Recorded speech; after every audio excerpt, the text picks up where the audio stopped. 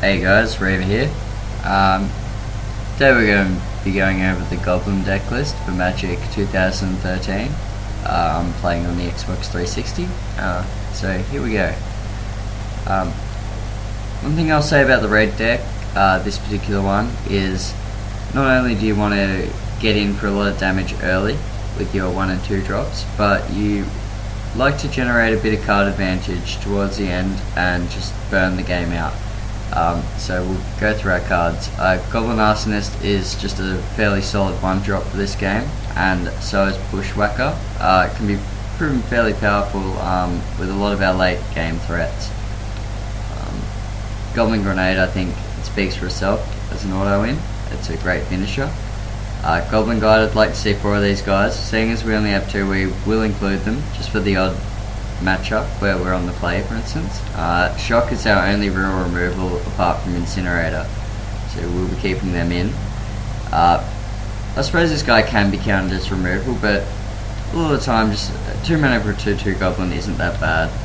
Pile Driver is sweet, just outright beats blue.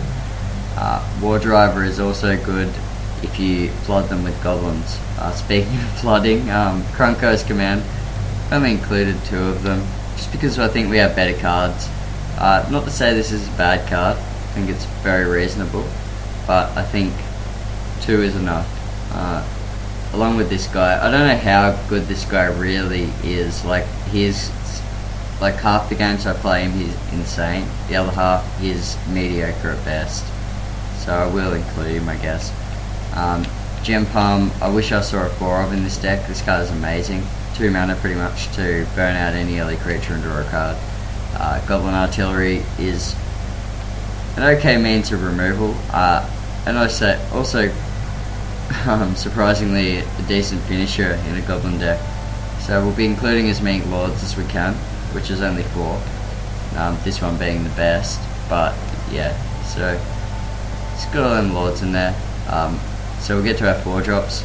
We've got Goblin Goon and Click Slither, which both have devastating effects when you get to them.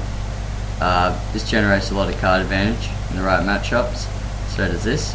I've only included 2 reckless ones. Don't get me wrong, I like it. It's fairly powerful, especially in this game, but we just want to be casting and trying to kill them a bit earlier than that. And I can't resist putting both Siege Gangs in there. This card is insane. It'll win out any game where you're in a grindy situation, unless they have life gain.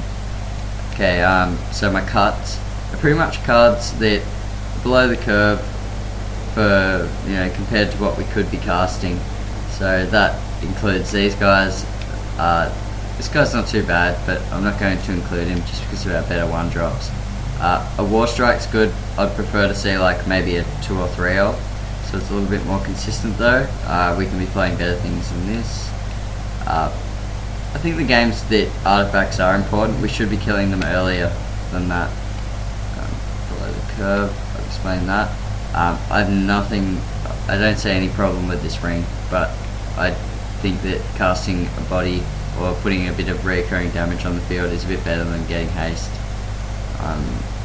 This guy's good in the right matchups, but seeing as the DLC has come out, I think he's quite weak, especially against like your Shroud creatures and your instant removal and things like Pernicious Deed, I guess.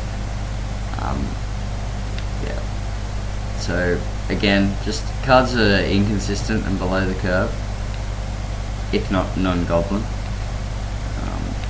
I'd like to see these guys in the deck, but again, below the curve. Squeeb, this isn't a combo deck. Again, just cards that are below the curve or just things that I wouldn't consider casting. I've explained that. This can win games, but I think we'll be winning just if we'll be drawing more Goblins. The chance of winning off drawing more Goblins and things like a planned Reckless Assault will be better. These cards are just too expensive in my mind for a Goblin deck. So there we have it. I'll be playing a few games with this deck. From what I understand, it's quite powerful online. I lose to it a fair bit. I hope my deck list is just as successful, and I'll see you in game 1.